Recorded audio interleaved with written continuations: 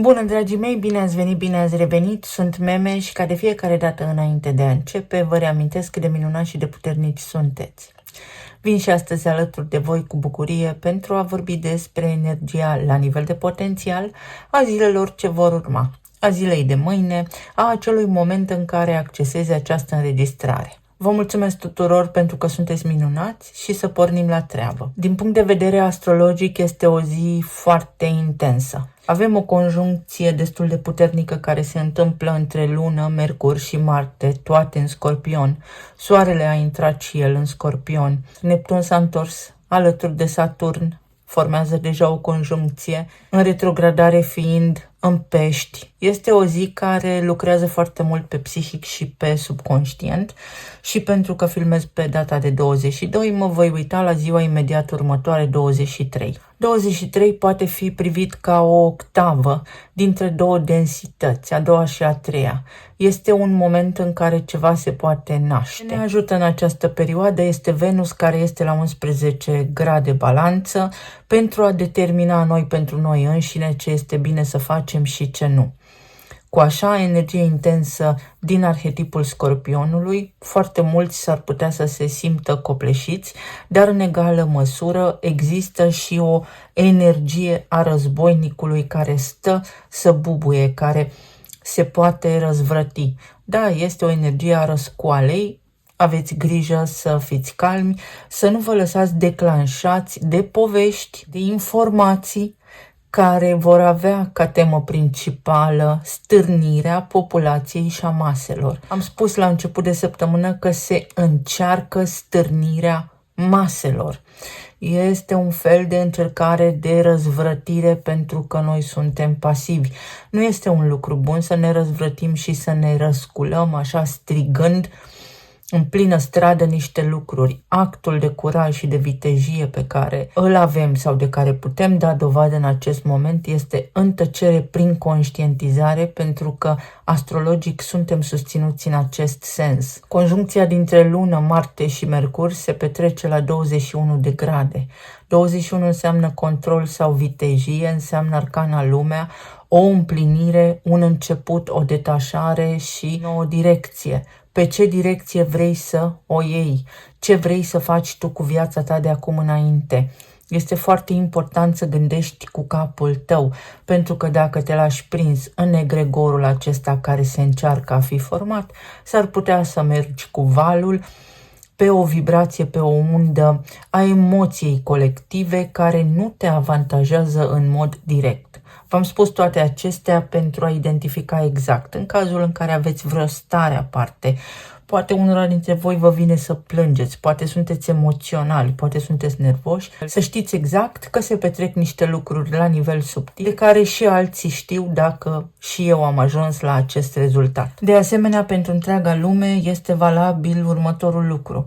O testare, un experiment social. Să fiți atenți la ce citiți, ce auziți, pentru că pot apărea niște experimente sociale care din nou au ca scop stârnirea maselor de oameni sau testarea maselor de oameni, dar de unde oamenii să se răscoale, să dorească să-și facă singur dreptate, iar acest lucru este o capcană pentru că nu așa ne facem pe această frecvență a răscoalei, a războinicului dreptate, ci prin conștientizare, prin elevare, prin înălțare. Să vedem mai departe.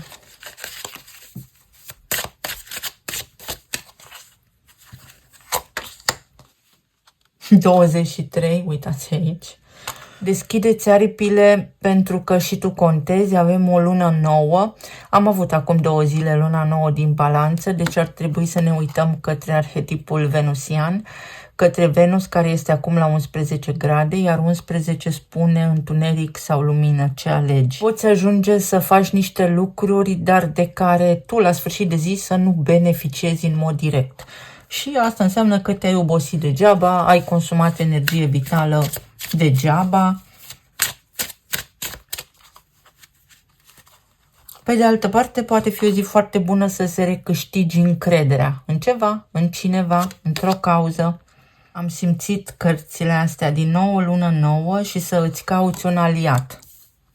Poate fi vorba despre faptul că în această perioadă merită să faci niște lucruri, merită să închei o colaborare, merită să semnezi un contract, merită să începi un curs, merită ceva. Să fii convins, să te convingi tu pe tine, să fii atent la intuiția ta, înainte de a începe anumite lucruri sau înainte de a trage o concluzie.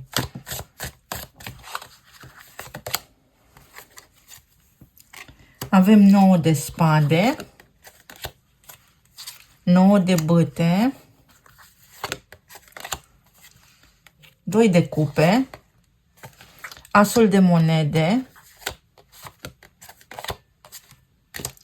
9 de monede. În zona relațiilor poate fi o perioadă foarte bună pentru a clarifica ceva și pentru a acționa într-o direcție foarte concretă, foarte stabilă. Foarte mulți dintre voi aveți nevoie de o garanție, foarte mulți dintre voi v-ați săturat de anumite lucruri, ori sunteți foarte obosiți, ori aveți nevoie de ajutor din partea partenerilor voștri de viață și această ocazie este clar cea mai bună să cereți ajutorul partenerului de viață, pentru că singur nu mai puteți face față. Este un spirit de echipă aici, este o uniune care se poate produce între voi și cineva. Poate fi vorba și despre faptul că cineva drag vouă are nevoie de ajutor în perioada ce urmează sau în această dată de 23, iar voi acum vă gândiți, merită sau nu să mă implic, hai să văd cum îmi eliberez eu programul, să văd ce pot face pentru tine, dar astfel încât să nu fie mie afectată viața foarte rău, să nu mă dau eu peste cap să fac tumbe pentru ca celuilalt să-i fie bine. Și nu vorbim despre egoism, vorbim despre echilibru, pentru că despre asta este vorba în această zi. Să nu exagerezi, să nu te duci într-o extremă sau alta. Nici cu bucurie prea multă, nici cu tristețe prea multă, ci să fim așa pe o linie de plutire, pentru că așa ne vom simți și la nivel de sănătate mai bine, dar și la nivel emoțional mai bine. Poate fi vorba despre cineva din preajma ta, despre partenerul tău de viață sau cineva foarte drag ție. Pot fi colaboratorii de la locul de muncă, poate fi partenerul de afaceri, un prieten foarte bun care să aibă ceva provocări de sănătate, care își cere ajutorul, ori merge să se trateze. Și astăzi s-ar putea să fie nevoie să te descurci tu singur pe cont propriu. Astăzi, în momentul în care accesezi clipul sau pe data de 23, în zilele ce urmează, timpul v-am povestit deja că este fluid, ori este vorba despre faptul că tu s-ar putea să nu fii chiar în parametri optimi, să nu fii cu nivelul de energie vitală la maximum și să fie nevoie să ceri ajutorul pentru a finaliza ceva. Mai pot fi discuții personale, fie ceva ce ți se întâmplă ție personal, fie ceva ce îi se întâmplă partenerului tău de viață personal și când ajungeți amândoi acasă, mai bine stați de vorbă despre voi decât despre problemele acestea, pentru că unul dintre voi are tendința de a exagera și de a povesti foarte multe lucruri, fapt care îl încurcă pe celălalt pentru că îl obosește foarte tare. Deci să fiți atenți. Dacă voi sunteți cei obosiți, spuneți stop. Dacă voi sunteți cei care aveți o provocare și tot spuneți partenerilor voștri de viață despre același lucru în fiecare zi, să fiți un pic atenți că s-ar putea să îi obosiți voi pe ei. De asemenea, mai pot fi niște ocazii foarte bune de remediere la nivel financiar. Vă intră niște bani, puteți unii dintre voi să faceți un lucru colosal pentru familia voastră, poate fi o achitare de datorie, poate fi pentru unii dintre voi o discuție care implică relocarea, vreau să mă mut din țară, vreau să plec din țară, tot vorbit, v-ați tot gândit la o idee și acum o împărtășiți pentru a vedea care este cea mai bună decizie, ceea ce privește relația voastră, locul în care vreți să trăiți de acum înainte. De asemenea, este un foarte bun prilej de clarificare a unor sentimente. Ești cu mine sau nu? Suntem în aceeași barcă sau nu? Ceva se poate clarifica. Iar pentru alții dintre voi este o perioadă care ia sfârșit. Cineva nu mai poate sta fără voi, nu mai poate să tacă într-o anumită privință, a ajuns într-un punct de saturație, dar acest punct de saturație împinge această persoană către voi. Deci nu este ceva de rău, din contră. Opusul, ceva de foarte bine. O anume persoană nu mai poate duce singură povara sentimentelor pe care le are și simte nevoia să împărtășească cu cel pentru care are acele sentimente tot ceea ce simte. La nivel de plan material, poate fi o zi, așa cum am spus, în care sunteți extrem de obosiți, este foarte mult de lucru, se întâmplă niște lucruri, dar până la sfârșitul zilei sau în câteva zile de acum înainte veți reuși să trageți linie, să spuneți am rezolvat foarte multe lucruri importante pe parcursul acestor zile, pe parcursul acestei săptămâni și în sfârșit în weekend mă liniștesc și trăiesc pentru mine. Pentru alții dintre voi poate fi o discuție, este ceva ce vă satisface la nivel profesional. Ori sunt ceva promisiuni, discuții pentru o poziție mai bună, ori sunt ceva recuperări de bani în urma unor discuții pe care le-ați avut la locul de muncă cu cei avizați sau cu cei în măsură să vă plătească aceste datorii, ori este o zi foarte bună în care vă vine o idee, puteți discuta așa din aproape în aproape despre o colaborare, ceva, un lucru la care ați tot lucrat, acum se poate concretiza. Medical vorbind, cu sănătatea, emoțional vorbind, atenție la sistemul nervos și la sistemul osos, de asemenea atenție la musculatură, uite, poate fi ceva legat aici de coaste, poate fi ceva legat aici de picioare, lucruri care să vă deranjeze puțin sau poate fi o perioadă în care să fie nevoie să lucrați mai mult, dar după care să vă bucurați și de bani și de timp liber. Mai poate fi o cerere în căsătorie pentru unii dintre voi aici, cineva consideră că a venit timpul să depășească cumva perioada de celibat. Este o persoană aici care vine, confirmă, afirmă ceea ce simte pentru voi, vă puteți sprijini. Este mai mult timp petrecut împreună în cuplu. 9 de spade, să vedem ce spune. Nebunul. Veți scăpa unii dintre voi de niște griji sau trebuie să aveți încredere că se rezolvă ceva. Totul se poate rezolva până la urmă. Unii dintre voi aveți o emoție foarte puternică, aveți niște gânduri peste care nu puteți trece. Desprindeți-vă de acolo pentru a putea intra pe acest potențial de colaborare, de nou loc de muncă, de sănătate, de sprijin din partea celor dragi. Ori voi, ori cineva la care voi țineți, o persoană pe care voi o întregiți, are această senzație că se sufocă, nu vede cum să rezolve niște lucruri. Le poate rezolva din aproape în aproape, fără această stare de disperare. Regele de monede ca și ieri. Ați văzut tiparul, în fiecare zi a apărut câte o arcană din emisiunea anterioară. Regele de monede este tatăl, este stâlpul familiei, ori voi sunteți stâlpul familiei și în curând vă eliberați de această responsabilitate unică, ori este vorba despre faptul că cineva își găsește un loc de muncă sau cineva își asumă responsabilitatea relației cu voi mai mult ca oricând, prin prezență, prin contribuție financiară sau prin timp petrecut împreună. Pajul de spade. Pe unii dintre voi vă îngrijorează copiii sau poate fi vorba despre niște planuri, idei care acum se nasc și care duc către parteneriate, oricât de greu v-ar fi. Se repetă 9 de bâte.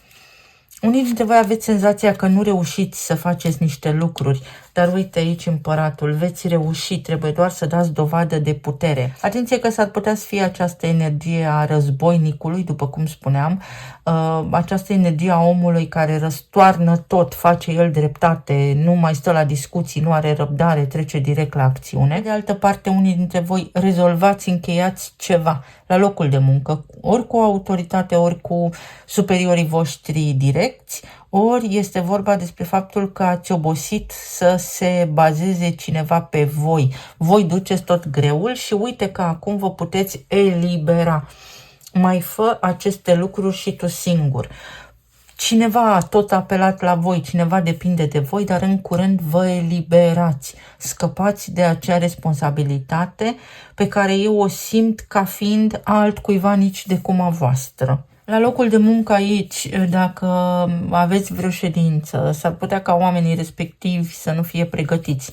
Sau dacă vreți să cereți ceva unui superior, s-ar putea să schimbe așa vorba și să încerce să se eschiveze sau să se ascundă după temiri ce povești pentru adormit copiii. Voi rămâneți pe poziții și cereți-vă drepturile sau spuneți ce aveți de spus și vedeți de acolo cum se aranjează lucrurile mai bine pentru voi. Să vedem ce ne mai spune energia. Noroc. Nebunul, aveți încredere că lucrurile se încheie. Aici pentru unii dintre voi chiar este o finalitate. Se finalizează ceva sau după ce s-a finalizat ceva și voi ați avut o perioadă în care v-ați stresat și ați așteptat, ceva nou începe. Dar cu cât sunteți mai optimiști, cu atât mai bine.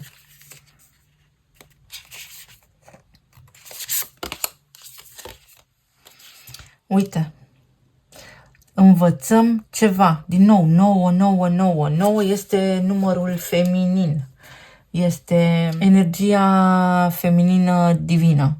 EA, care s-a transformat în IA și l-a creat pe El.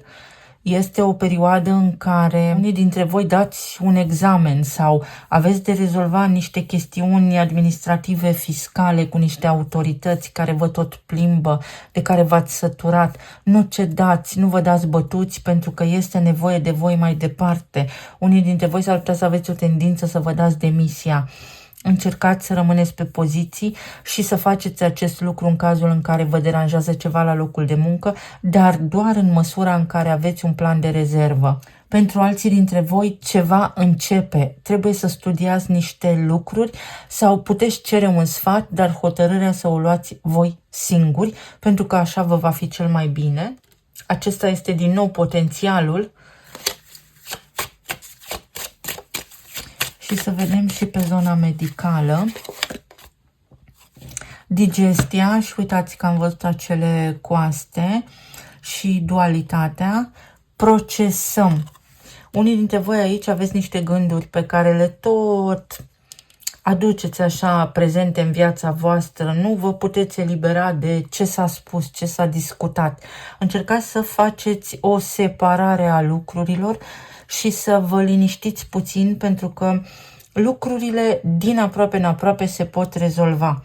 Pentru alții dintre voi, uite, se încheie ceva, este o eliminare aici, o regenerare. O puteți lua de la început, cineva își poate cere scuze, situația nu este ireversibilă. Exact asta simt să spun. În altă ordine de idei, aveți grijă la digestie. Și încheieturile. Încheieturile au de-a face cu modul în care noi vrem să controlăm viața și cu sindromul vizitiului, mai ales dacă aveți durere aici. Când vreau ca lucrurile să iasă așa cum imaginez eu, chiar dacă este bine, chiar dacă nu este bine, este o părere subiectivă, tot conduc așa căruța și sunt un vizitiu și normal că s-ar putea să am încărcătură, s-ar putea să nu am încărcătură, s-ar putea să îi duc pe alții în spate, s-ar putea să fiu doar eu singur, dar lucrurile nu-mi ies așa cum îmi doresc și mă încăpățânez.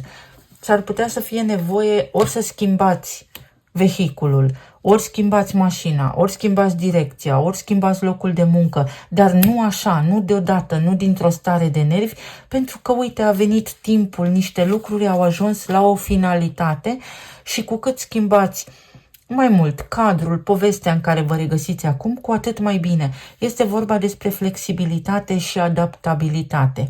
Pentru alții dintre voi este o eliberare, pentru că avem încheietura unde se pun cătușe, da? Mă eliberez de un stres, mă eliberez de o durere. Poate fi chiar încheietura mâinii, cum a pățit și mama mea, o însănătoșire din aproape în aproape. Nu intrați în disperare, poate unii dintre voi aveți ceva provocări, afecțiuni medicale și nu dormiți noaptea. Încet, încet vă repuneți în funcțiune, încet, încet veți vedea că învățați să vă descurcați și lucrurile își revin într-un final la normal. Pe de altă parte, s-ar putea ca unii dintre voi să aveți pur și simplu în spatele vostru pe cineva care vă privește constant, vă spune, vă dă ordine. Puteți să vă ridicați în picioare, da? Pentru că aveți cum, aveți forță și să spuneți, nu-ți permit, mai lasă-mă în pace pentru că mă sufoci. Și acest lucru este posibil. Ziua, perioada se încheie cu o stare de bine pentru voi, cu reușită, asta în cazul în care prindeți și curaj să luați decizia potrivită pe o frecvență foarte înțeleaptă. Să vedem ce ne spun talismanele.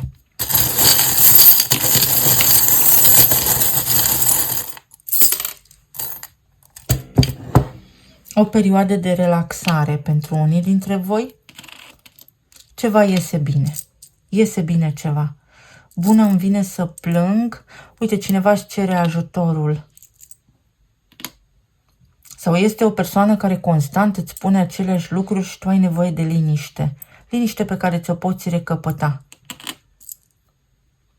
Folosește-ți intuiția. Aici aceste talismane îmi spun că mai ai o șansă, că nu este nimic ireversibil, din contră.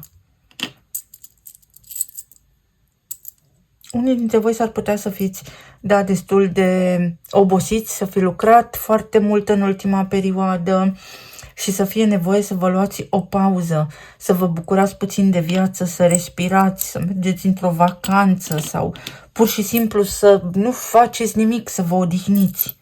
Alții dintre voi primiți o veste bună care vă încântă, poate fi o invitație în oraș, poate fi o excursie, ceva spontan, un om, o persoană care vă surprinde, v-a pregătit o surpriză sau planuri de călătorie împreună pentru reconectare cu familia, cu soțul, soția, partenerul, partenera de viață. Pentru alții dintre voi vine vremea să culegeți roadele, recuperați ceva, niște bani, un loc de muncă, niște documente, ceva, recuperați ceva ce vi se cuvine, uite, pentru că este corect și vă liniștiți. Vă reveniți puțin. Pentru alții dintre voi este o veste extrem de bună, neașteptată. Sunt mesaje, cuvinte de dragoste pe care abia așteptați să le auziți, iar pentru alții dintre voi vin vremuri bune în ceea ce privește relația cu ai voștri copii sau o persoană mai tânără, vă cere sfatul, vă cere ajutorul, cineva se bazează pe voi, dar în sfârșit sau în curând persoana respectivă se va descurca pe cont propriu. Iar aici avem inițialele R și N. Ceva la nivel financiar se schimbă. Am văzut recent niște mișcări din astea incredibile, uluitoare în piață, pe bursă, pe zona criptomonedelor, prețul aurului, tot felul de situații care în mod normal nu ar avea loc așa, dar se schimbă lucrurile. Un registru de casă, un bilanț. Se apropie cumva închiderea de lună, încheierea activității, vă trebuie un concediu, când plecați acasă, odihniți-vă. Deci ceva se apropie de un final. Este pe punctul de a se încheia o situație. Dacă abia așteptați, felicitări, dacă vă opuneți sau opuneți rezistență, s-ar putea să vă incomodeze această încheiere. Un nor. Pentru unii dintre voi este nevoie să vă faceți voi dreptate, să aduceți voi soarele în viața voastră, pentru că dacă nu cereți, nu vi se dă. Iar pentru alții dintre voi este nevoie de mișcare. Ori se dezgheață niște lucruri și încep să se miște toate în direcția pe care voi o gândiți, o doriți, ori este vorba despre mișcare. Trebuie să faceți mișcare pentru a vă debloca corpul, pentru a vă ajuta digestia. Vă mulțumesc foarte mult, vă doresc să aveți o zi minunată, să fiți bine oriunde vă aflați în această lume, sănătoși și iubiți și să ne auzim cu bine și data viitoare. Pa, pa!